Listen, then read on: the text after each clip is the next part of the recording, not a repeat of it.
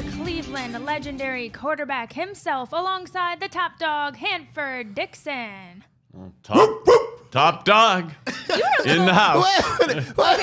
You were a little late on your today. Wait, we're on 7 second delay today. Let me tell you why. Because my son had called me on the phone, and I was wondering. I said, "What the hell is he want?" So okay, you want to do it over? I mean, you had a whole McCafe hop over there, and he couldn't even get it on time. That was bad. You can't give us all these options.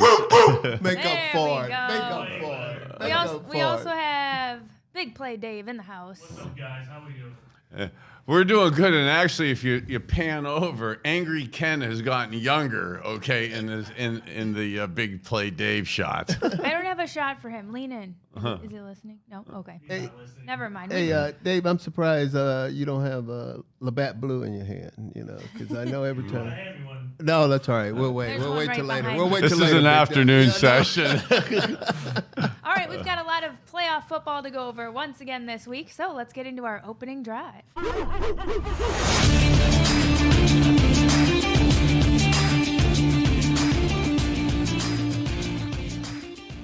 All right, NFL playoff games. We'll get right into it. Jaguars at Chiefs. Chiefs held on to beat the Jags 27-20. The big story from the game was Mahomes and the high ankle sprain. Those can really linger. So how much is that going to affect him this week?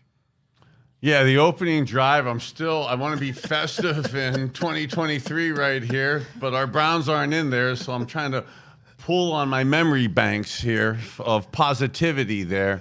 And what happened with Patrick Mahomes and that high ankle sprain, in all seriousness, it was his toughness to pull through and win the game was awesome. But that's something that just doesn't go away. And if we want to get ahead of ourselves and what it means for the AFC Championship game, that could be an issue for sure coming up this week. You know what? It was really scary, too, because actually to sit there and watch it,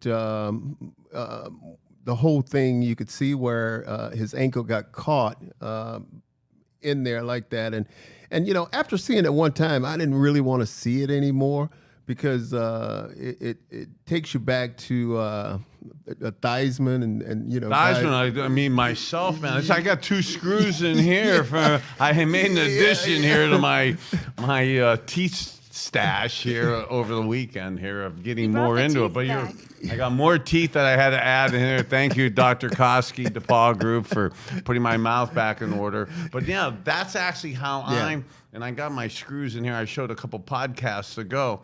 But actually, when I saw the position of his ankle and you saw how mine snapped in that spot too, he has more flexibility than I had with it. But I actually thought he could have lost his knee ligaments too with that. So just to have a high ankle sprain with no broken bones, I actually kind of find that a little hard to believe too, and that's going to be a challenge for him this week. You know what I thought was interesting though, just a little dialogue that went on the sideline, or you know, during the course of that between Mahomes and Andy Reid, because obviously Mahomes didn't want to come out of the ball game. He wanted to stay in the ball game, and Andy Reid wanted him. I guess he was.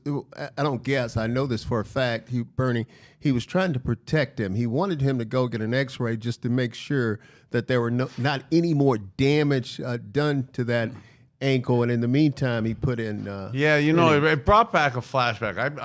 I broke mine on a Monday Night Football game against the Dolphins. Had that same kind of. No, you've never had a fight with a coach on the sideline. Well, it wasn't necessarily a fight. It was a fight, but it's a discussion. I know. And you got to decide. You know, is it really broken or not? And what I was thinking about when I had my discussion and my not wanting to leave the field or not wanting to leave the huddle.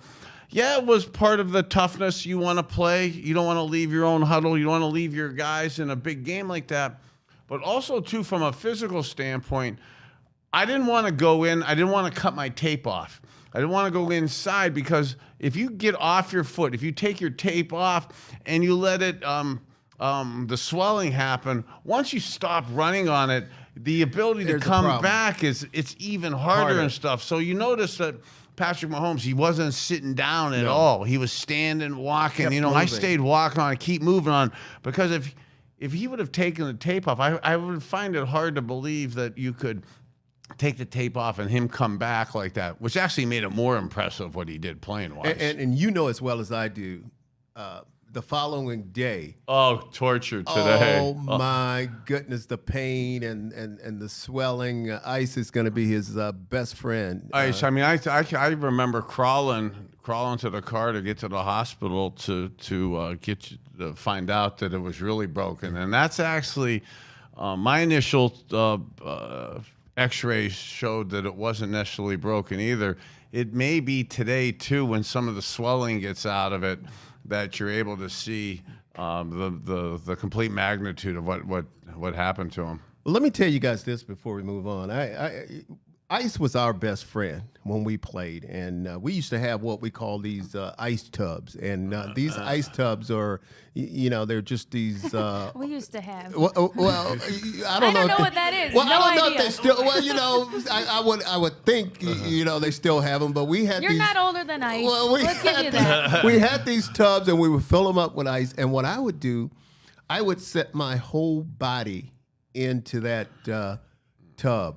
And mentally, I mean, that would just really, I mean, your body would go into shock if you're not, you just have to ignore everything. But for the first like 5 to 7 minutes, you would be okay after that, because then your body is just numb.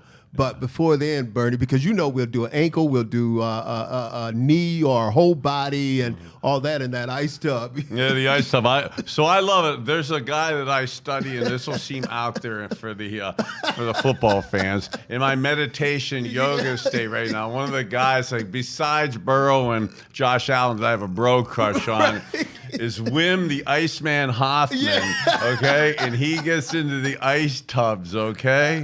And he is understanding the meditation and the therapeutic healing of ice. Maybe we should go outside and have you guys sit in the snow. No good. We can No. do Hey, that.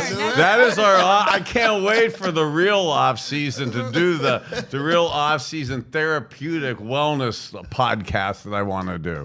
So we'll have careful what you joke about, Gab. We can be out there, okay, doing that. Here's a quote from you after that 1992 Monday Night Football game after you played on a broken right leg. It was, I just try not to think about it. What was it like playing on one leg? And what do you think Patrick Mahomes is thinking right now? Well, really, right now, and I look over, and I literally have some of the screws from that broken ankle in there, and you know what? You want to talk about it from my standpoint about kind of reflecting on the positiveness of it, how I threw a couple touchdowns in the fourth quarter, the positive plays you made during it. But I think Patrick Mahomes is such a winner that what he's thinking about is how am I going to be able to play this upcoming Sunday and play at the level of play that I need to against the Bengals defense that he's been 0-3 against Joe Burrow. So as much as he wants to be healthy, I really think he's thinking about it just from the aspect of how am I going to be a good football player this Sunday and get back in the Super Bowl. And you know what we used to do too, Gab? I'll tell you this. We used to treat it with ice and heat. Obviously, we would do the ice in the beginning because ice will prevent the swelling. And then after a couple of days, you would do what we call the combination of ice for a minute and then heat. But I was lucky during my career, fortunate, I would say, because I never really broke anything. But me being the sprinter and the quick guy, me being the sprinter and the quick guy that I am or was, I'll say I was. I would pull a hamstring or quad. And one thing about if you pull a quad or a hamstring, a lot of people don't know this, but on the inside, you tear the muscle and it's actually bleeding. Oh, yeah. It's bleeding. It absolutely is bleeding. Yeah. It's bleeding on the inside, and that's why you really need that ice to pretty much to stop it or prevent it. So I had a little levity in that. I never had that problem with speed, okay? I knew you were coming. Okay, and then between the two of us, for all the listeners out there, okay, for every broken bone he didn't have, he gave it to me. So between the two of us, we're average, okay, from that perspective. Hey, Bernie. Bernie, did you have flashbacks to your relief appearance with the Cowboys in '93 in the NFC title? Wow, game when we saw Cab, I Henny love come you. in? Thanks for 'Cause stroking my 'cause ego we've on got- that. We've Hey, got a little picture here for you. but you know what? As you're showing that, though, I'm still reflecting back on Patrick Mahomes and that ankle stuff. I'm going to say this in the spirit of levity, but I know some people in Kansas City and stuff. That swelling and what he has to do, you don't come back from a high ankle sprain. Yeah. It usually takes 4 to 6 weeks, not 4 to 6 days. Tough injury. Okay, so from a therapy standpoint, the ice and reducing that swelling, you absolutely have, God, there's stuff out there, amniotic fluid and exosomes. There's some real healthy therapy that could really help modulate that inflammation for a guy like that so he doesn't have the long-term stuff that an old man over here has where the right ankle doesn't work at all right now. Hey, how come when he said, "Oh man," I was looking at myself? No, you lectured me last week, okay? But now let's look at that young man up there, okay, on screen right Hey, there. Gab, I have a question. He's looking You know, we're watching Bernie right there. He looked pretty good, his form and everything, but he's got that star on the helmet. I can't remember. Did he pick the Cowboys to win that game? I cannot remember. I don't think he did, though. Maybe he said, "I have to go with the Cowboys," and thank you, Jerry Jones and all that. Did you say that? I prefaced it with don't bet with me this week. I'm going with my heart. Okay, I'm honest. I didn't want to go to confession on Sunday. I went to see my mother. Okay, so I said I'm betting with my heart there. But yes. BK, Gab is going to kill me again. Maybe I'm moving too fast. But Dak? What did you think of his performance in that game? I was sad for Dak. I don't want to see anybody, be the reason. You know, Right. I mean, it was a tough game. It was a tough game to watch a quarterback play. And actually, if the NFL gave us the rights to put up their video and plays up there were some plays in the game yesterday where just conceptually, you look at it in your pre-snap reads and Dan Orlowski on ESPN actually drew up a couple of the plays this morning where he really just missed wide open territory, wide open guys that fundamentally in your pregame and in your preparation you should know, but fundamentally just from a overall quarterbacking perspective, the defenses where they're vulnerable. He really should have known. He should have known, and it should have been kind of easy plays to make. He didn't see him making those. Yeah, I thought it hurt him a little bit too when Pollard, is that his name, the running Got back? hurt, I thought when this kid got hurt, I thought maybe that hurt him because let's just face it, Zeke is. What is this, like Zeke's 7th or 8th year or something? Well, I don't know how long he's been in When the you're league, to feature your back like that, you're gonna take hits. Yeah, he's just not as quick as he used to be. But you know what I liked about and let's talk about this.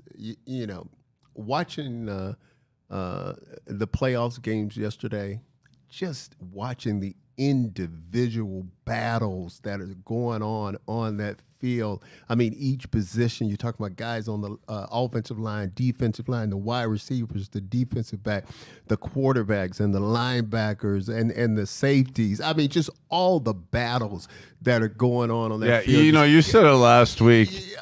You said it last week of the adrenaline, the almost the emotional goosebumps that we get when you think of playoff times and the competitiveness of those individual battles yesterday.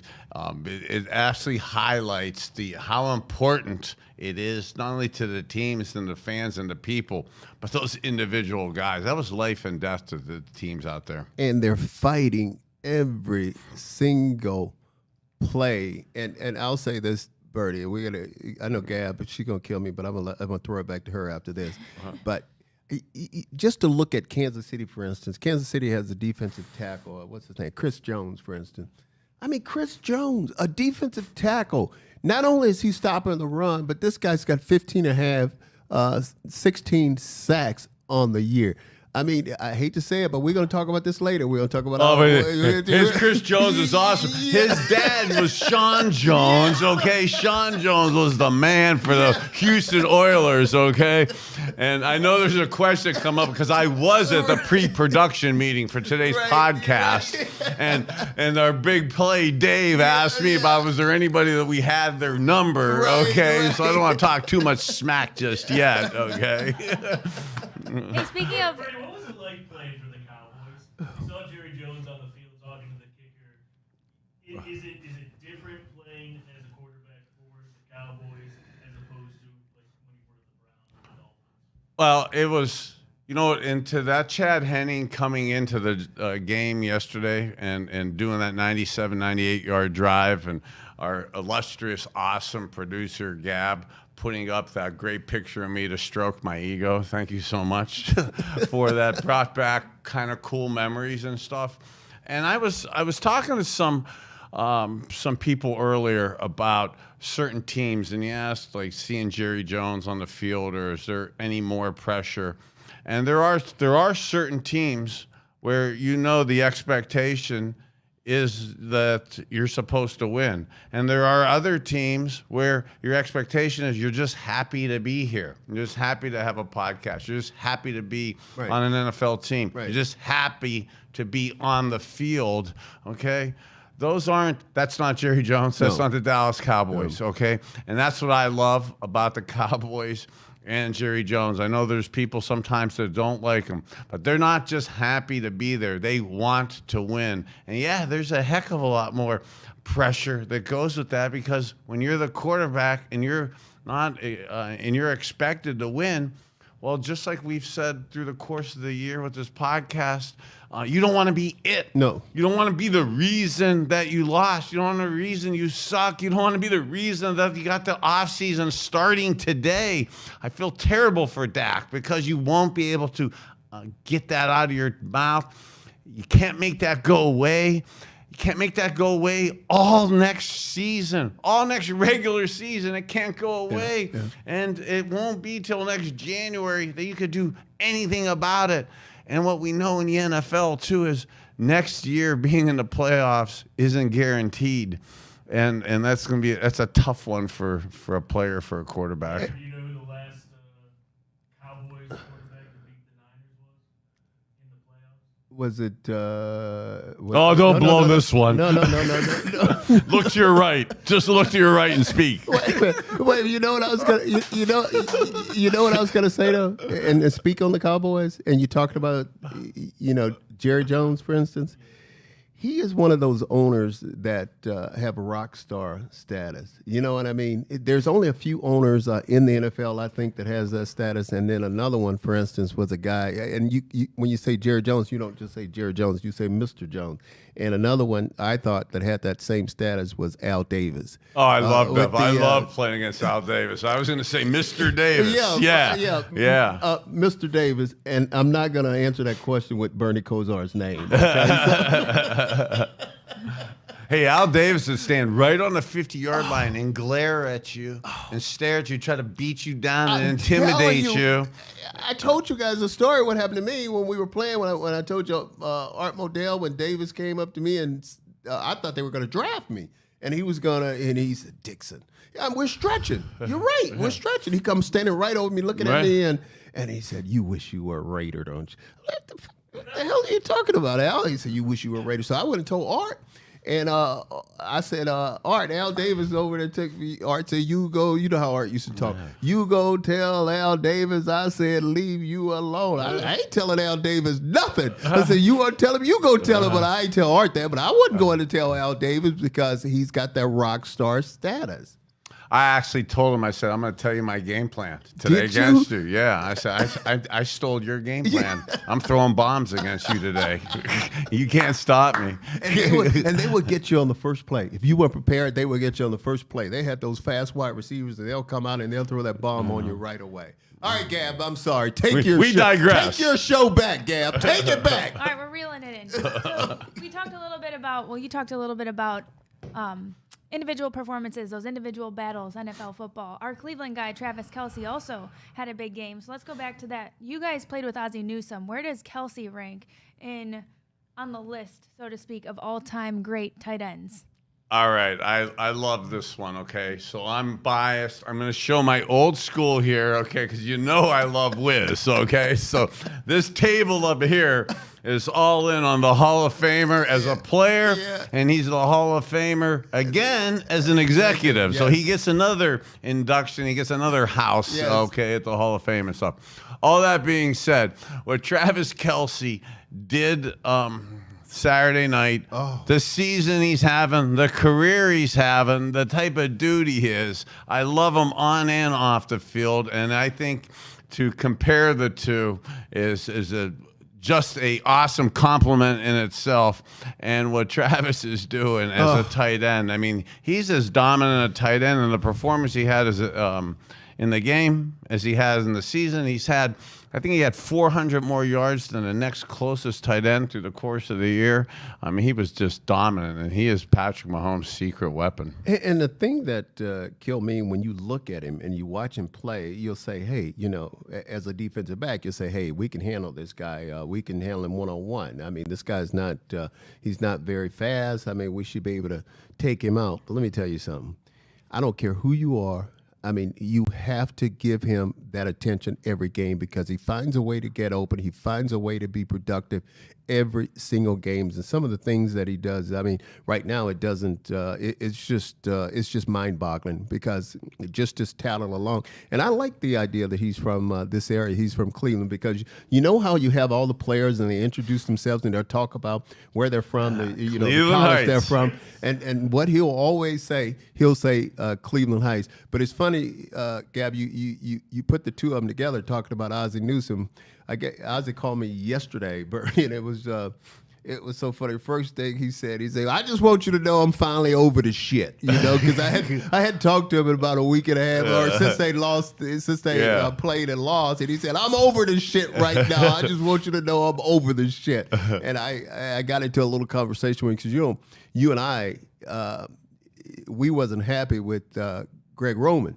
I mean, with things that transpired, and obviously, he's no longer the offensive OC at the Baltimore Ravens. But I won't. Actually, they're interviewing Chad O'Shea today from our Browns. What is he? Our receiver? Receiver coach. Yeah. His dad was Chad O'Shea's dad was my first trainer at the University of Miami. Oh, really? When we won the national championship in 1983. Love the O'Shea family. Yes. Hey, going back to Travis Kelce, check this out. We see the Kelce boys. Oh, the Kelce boys. I'll tell you, Mr. and Mrs. Kelce, you are the most fashionable people. Is that a 19 jersey? Those are two 19 jerseys. And actually, Travis, you had an amazing, amazing game yesterday, an amazing, amazing season. Not to outdo your brother Jason, okay? But Jason also is there, and what he is doing on the damn offensive line for the Philadelphia Eagles with Jason Kelce and what they did not only to the Giants, but the dominance that the Eagles O-line has done. And what both Kelces are doing. So rock on, Cleveland Heights. Will you remind me after the show to tell you a story about Travis? Okay. It's a good story. I don't want to tell it. Remind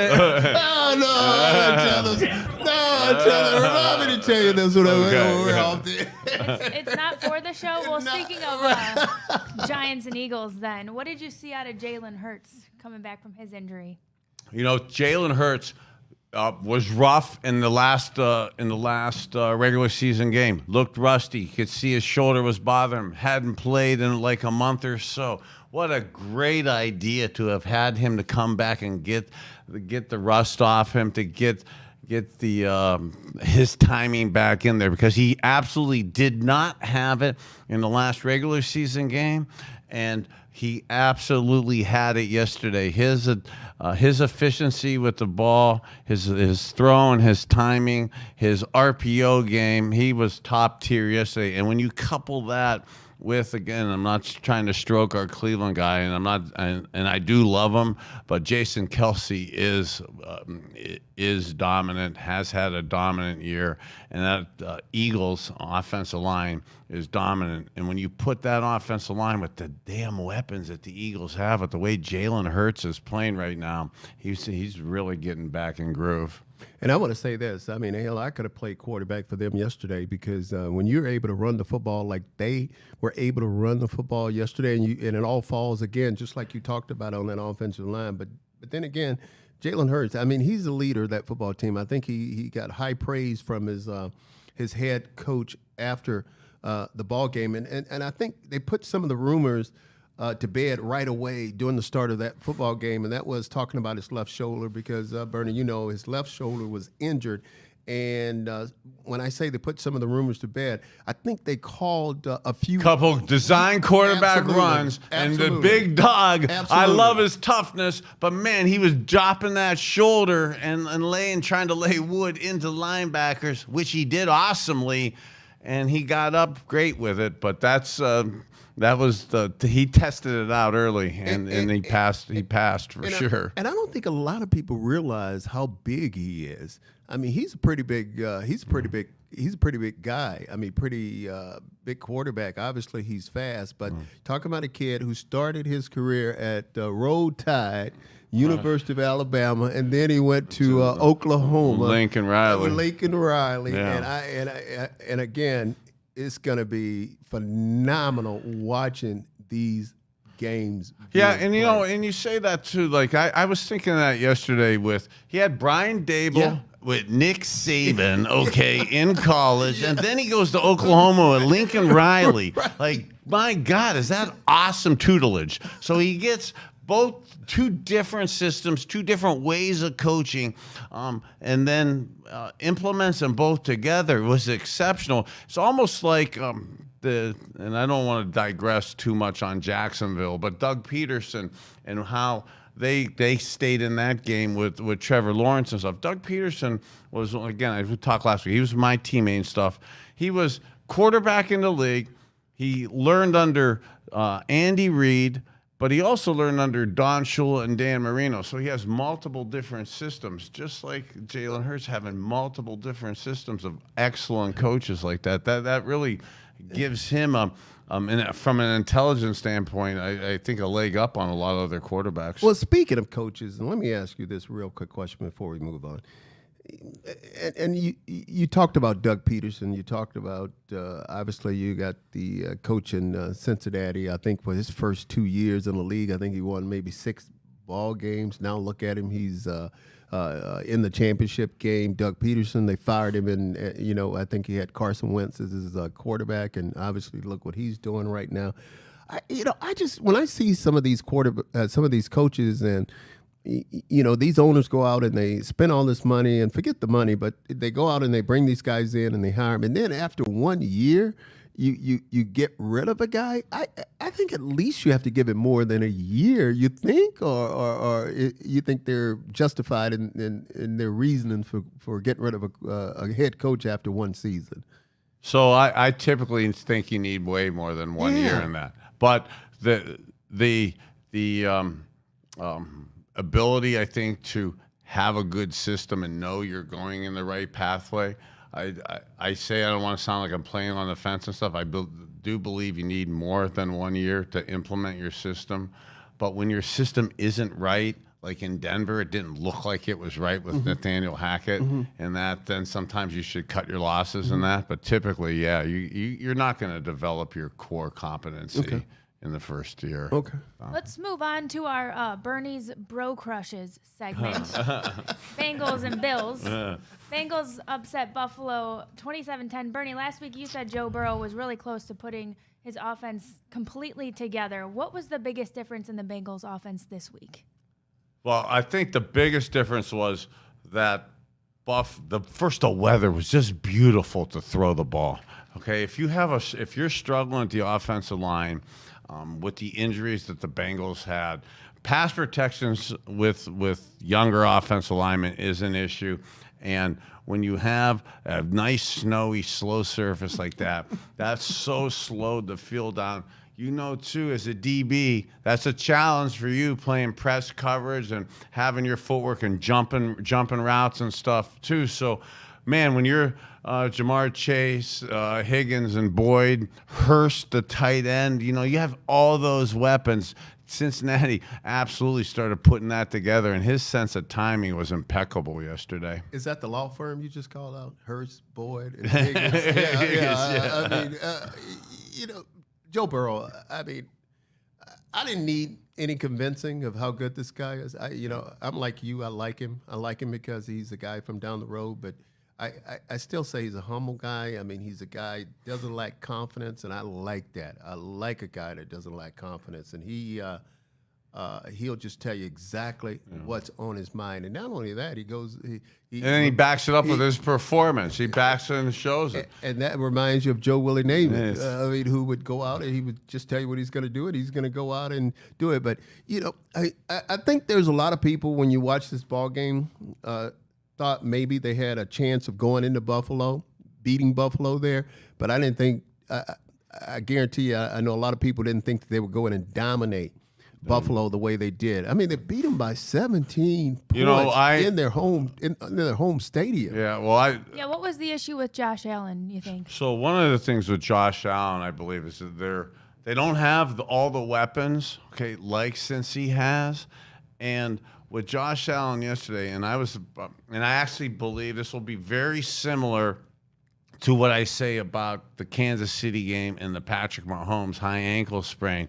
You know, we've talked about this for the last month. Unfortunately, we love that Reader guy, the big D tackle for the Bengals. He brought pressure. That big dog could play. Pressure. That house doesn't move, and if that house decides to move forward, it does. So one of the things I love with the Bengals defense, and what I was looking for it in the game, was with Hubbard and Hendrickson outside, they do an awesome job of keeping you in your lanes. So when you don't let the quarterback get outside, which your ends don't, and then you got these houses inside like Reader and the D tackles, there's nowhere to move. So the Josh Allen kind of freelancing with 50 yards of kind of yak running, when the plays break down, Bengals weren't going to allow that to happen, and that's what the great Josh Allen, who's healthy and was able to move around, the Bengals still didn't leave him holes within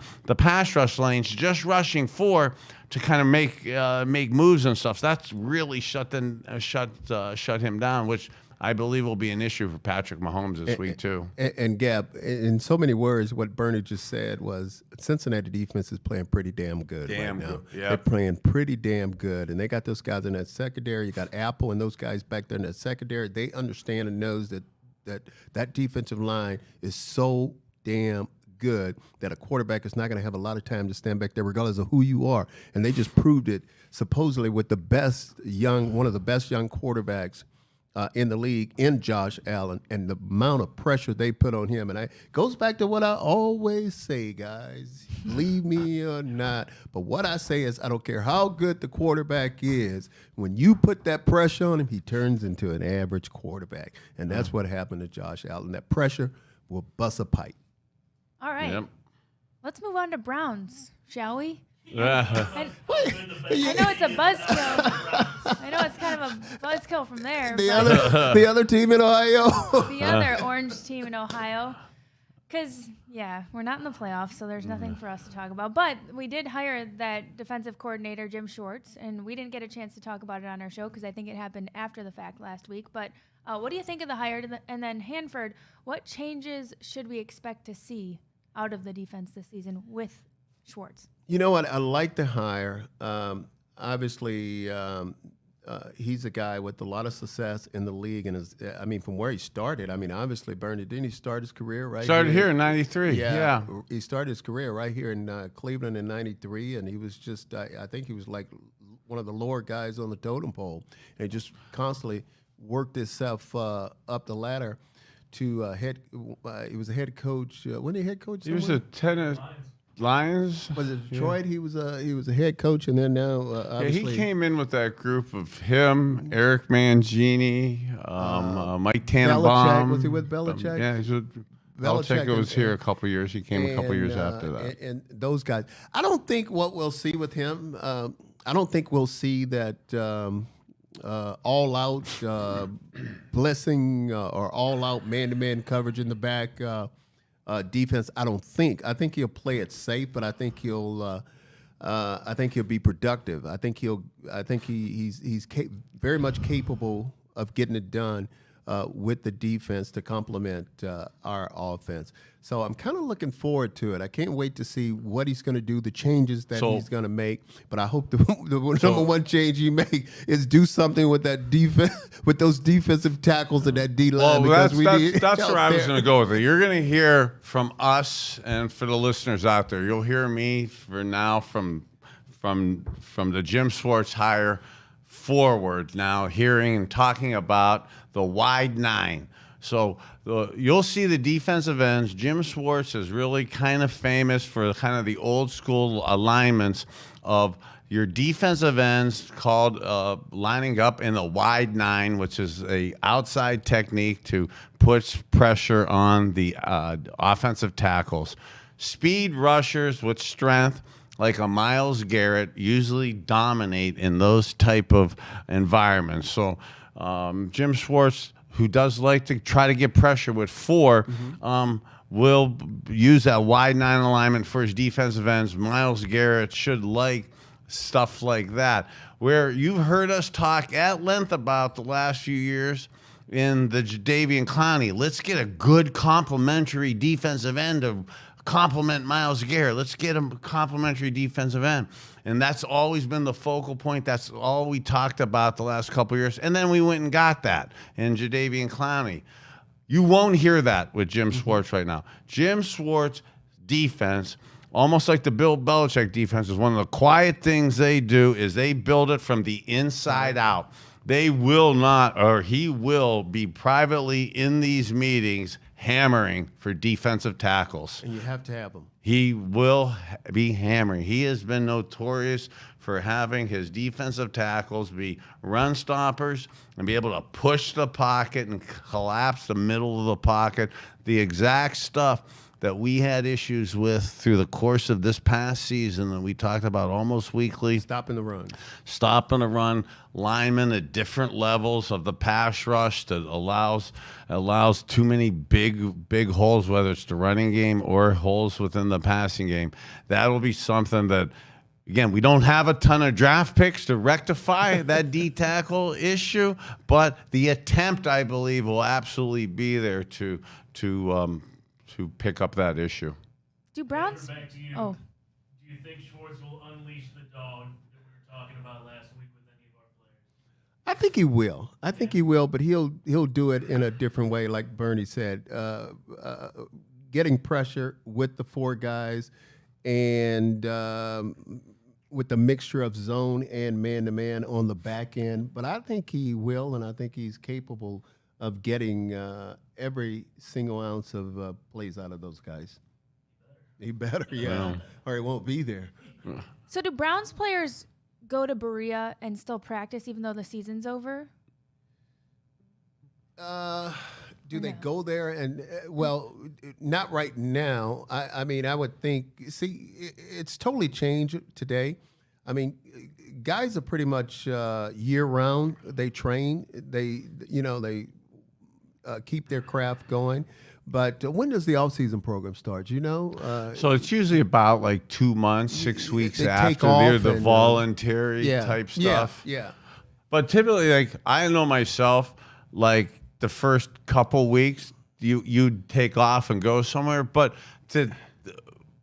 and it's not like I'm not saying this to be like, hey, they got it better today, but they do have it better in terms of the training facilities and stuff. So towards the end of my career, I'd kind of want to come back because the damn facility's just so nice. Yeah. Okay, there's so many cool things to do. There's a ton of food, ice tubs, the trainers, the weight room, the saunas. I mean, who the hell wouldn't want to be there? I mean, that's where you want to work out. I mean, do you want to go to the office or do you want to go work out for a few hours? I'll go to I loved it. I loved going to the facility. And then Gab, I'm saying it as a joke but you start developing that rapport, that personality of the organization where, yeah, we're all here. That's what you do. You show up, you're around, and I'm not trying to jump on the Aaron Rodgers. Hold everybody accountable. Yeah, you hold people accountable. Like Aaron wasn't around last year. They're talking about something. If your guy's not around, then the rest of the guys aren't going to be around. That's right. And then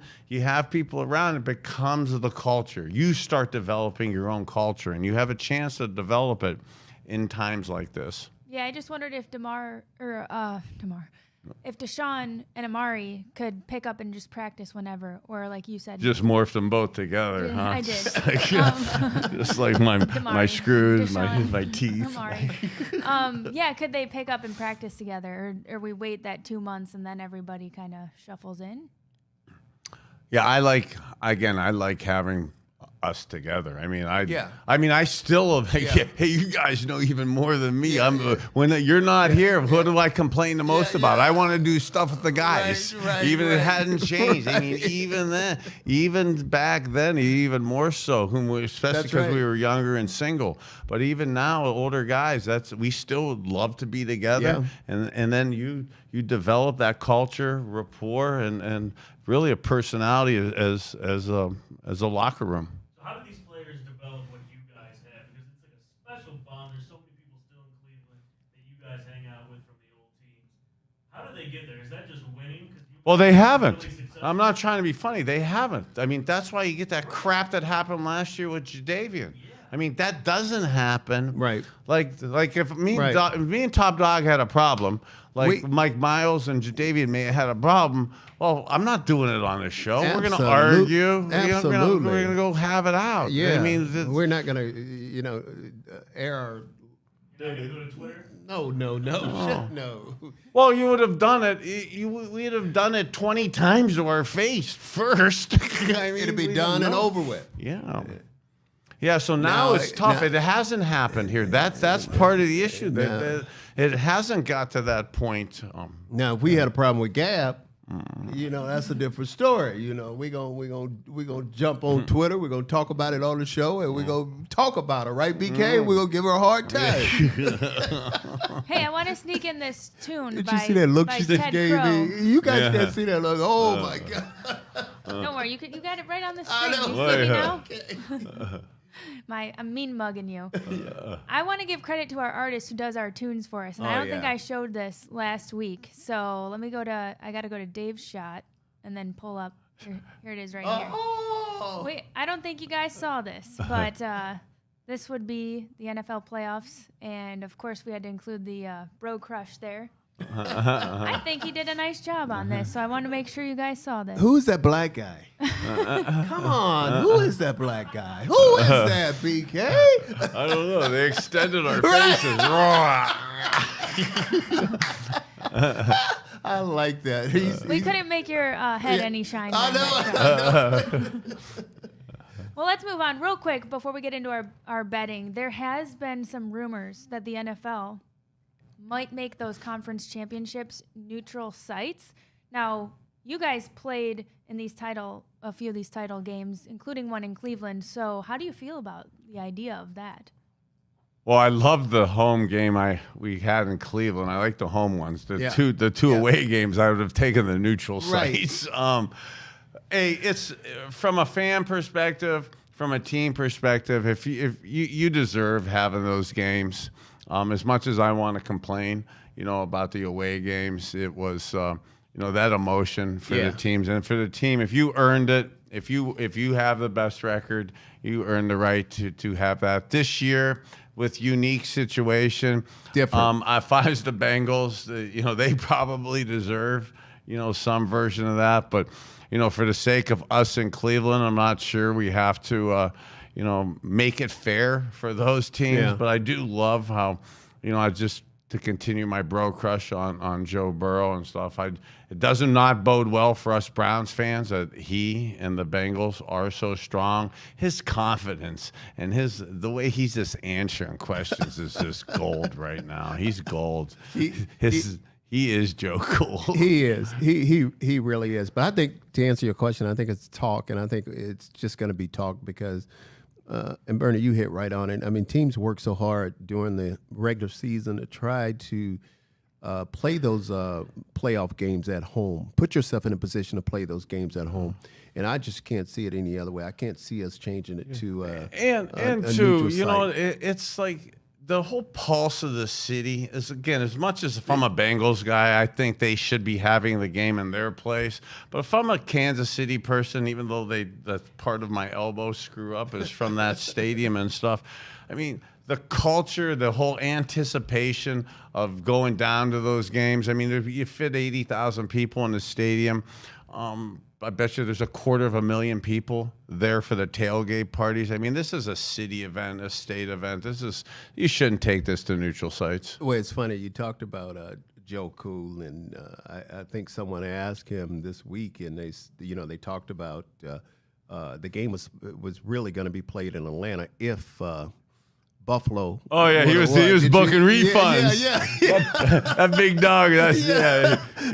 He came up with that answer too, right in the snow. They asked him about it right there. He said, well, "What do you think? They've already sold like 50,000 tickets." And he said, "You better give them a refund because the Bills." He wanted to say the Bills are going home. Hey, in the seriousness, I like to think I used to have like that deadpan humor that got me in trouble.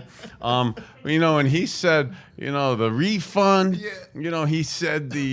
He said how long's my window? How long's the Bengals window? As long as I'm playing. Yeah. And I mean, you know what I awesome said? You know what I said after he said that? Joe, go smoke your cigar. Go smoke your cigar. You deserve it. Yeah, that deadpan humor. You may edit this part out of the show, so let me give a little delay, okay, for this. That deadpan humor because I think I'm a humorist has gotten me in trouble at times. I called to apologize to some of the people, the recipients of some poor humor of mine to this morning to actually tell them I apologize. Oh, Bernie, what are we going to do with you? Let's get into our big play bets because we did a lot of chatting already. So stand by. Here we go.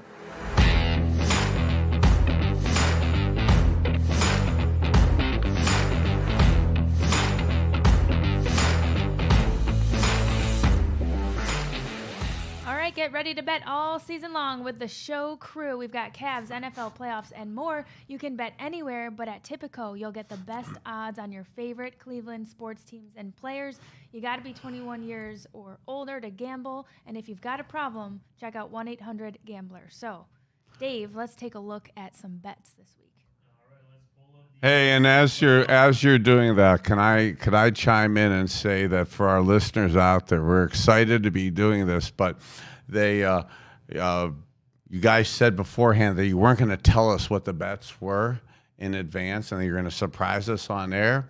Okay, I've been hitting the head a lot. We got a lot of concussion issues going, but I can go out on a limb and I bet you I could guess 2 of them are going to be the AFC and NFC championship games. But go ahead, Big Dave. Okay. Nostradamus is taking over the show. Wow. That was good. Here we go. We've got Niners in Philly. Ooh. 2.5. The 49ers are getting 2.5 versus Jalen Hurts and the Eagles. Boy, you talking about it is getting tough this week, boy. You know what? You know what I'm gonna do? You know what I'm gonna do? And this game is in Philly. Wow. Over under 46. Since this game is in Philly, boy, that 49ers defense is tough too. They are good. I'm gonna go with Philly. I'm gonna go with Jalen Hurts. I think Philly. I don't get me wrong. I want to see Purdy. I like the kid. I would just love to see him in the Super Bowl. But I think Philly right now is just like a machine. that's going. Yeah, Mr. Irrelevant and Brock Purdy is. I love how they're like it, playing. I yeah. love the defense. I just think that now it's the NFC Championship game. You're a rookie. You're going to Philadelphia. I've been on the Kelce bandwagon. Jason Kelce and the offensive line for the Eagles has been phenomenal.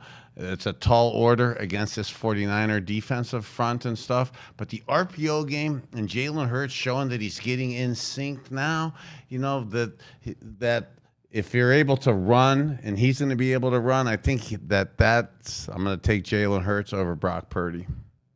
Over-under on touchdowns for those two as well is 1.5. So if you had to pick one, you go Jalen Hurts for 2 touchdowns, or would you go Brock Purdy? I would go Jalen Hurts for 2 touchdowns. Yeah, that's. Yeah, we have major concussion issues, but unless I'm just going to completely go brain dead, I'm going to have to stay on my Jalen Hurts call for that one. All right, let's look at the other one. Bengals at Chiefs. Patrick Mahomes is resting.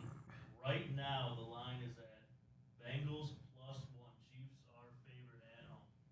I'm going to go with the Bengals. I don't care where they play them at. I just think the Bengals right now is a better football team. I just think Kansas City was having problems with Jacksonville. And I'm not talking about Jacksonville. Jacksonville is a good upcoming team. But I just think right now, the Bengals are in a class of their own. I just think they're playing. I think when they escaped the Baltimore Ravens, when they won that game, I didn't think anyone was going to stop them, even though I did pick Buffalo last week. Well, 2023, I am Are you into. going with those Chiefs? I can tell. No, 2023, I am listening. I am being a nice, compliant, non-controversial person. I'm paying attention to my elders. And if my elders took the Bengals, then I'm going to listen to you. And I'm going to take the Bengals too. And in seriousness of it, what I said about Reeder, the 2 defensive ends, Hubbard and Hendrickson, the way they keep their discipline and keep the quarterback and kept Josh Allen in the pocket. Patrick Mahomes is the magician at moving. The high ankle sprain, they will say it's better through the course of the week. It won't be. It'll still be tough by the game. His mobility should be an issue, or will be an issue in the game. And I think that's going to be the difference in Joe Burrow going 4-0 against the awesome Patrick Mahomes. That's actually pretty amazing to me. And I'm going to tell you this. You can believe me if you want to, but those guys on that defensive line, those linebackers, they understand and they know that Mahomes' ankle is not. Oh, they're going for it. Like, this is. I don't want to say stuff for the kids out there, for the moms. That ankle's mine. That ankle's mine. You're getting stepped on. Right. And when there's we all say kinds they're of going shit's for that gonna ankle, I happen mean, to they're that. not trying to hurt him or, anything serious, anything like that. They just want to take him out. Yeah. And, hey, man, there it is. There it is. Yeah. Last one, Hanford, do you think you look at Bengals Chiefs and you just think shootout, but you're talking about Bengals defense. Do you think this could be maybe a lower scoring game than a lot of mainstream fans are thinking? You know what? I think when you look at it, the defenses are playing pretty good, but I think it'll be a shootout. I mean, I really do. Depending on Mahomes, where he is, if he's able to play this whole game. But I think you got 2 teams that both of them can score. Yeah, you know what? I loved the end of the year. I'm not trying to make this about me, but the reflective experience points of it. And I started seeing this in the good offenses and the good playoff teams. You're at such a level by this time of the year. You are on such a cohesive page.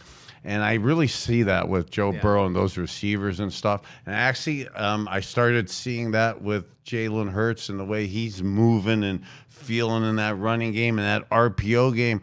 That typically doesn't get worse when you get to these type games. So I think that offensively you could see. And if it wasn't for Patrick Mahomes' ankle and stuff, I would see both those teams playing at an almost elite offensive level. Although I concur with you, the defenses are playing good. It's just that these offenses could play at a different level. All right, good stuff, guys. I'm going to put 2 minutes on the clock and let you roll for our 2-minute warning.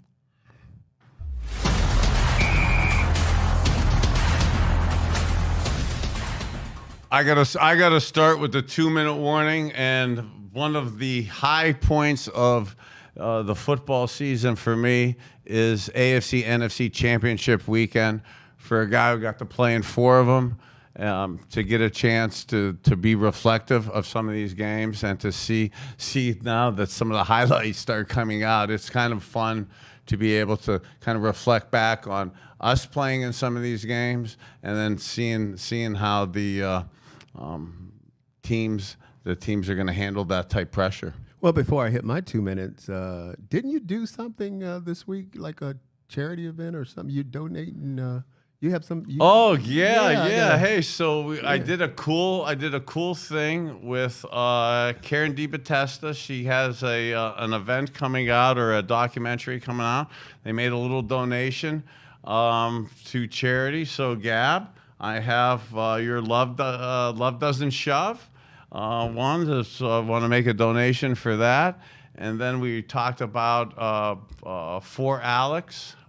Which is for cardiac arrest. His mother, Stephanie, from unfortunately, when he was 17 years old, he went into cardiac arrest after his hockey game and stuff. So bringing awareness for cardiac disease in the Cleveland area, and then for my charity, Community at the Core. So we're going to split up $1,000 each to each one, just to get started out there and get ready for, I know it's still football season, but I keep teasing it about as much as if our Browns aren't playing, once our Browns stop playing, I kind of check out of the season. So I kind of get into my philanthropic side of it, which when we get into the charity side and to the off-season side, we'll be doing and talking more about that this off-season. Well, guys, for those good causes, I don't mind, it's supposed to be 2 minutes, but I don't mind just having 20 seconds. For those good causes that I just want to say this really quick, guys. The playoffs. It's the playoffs.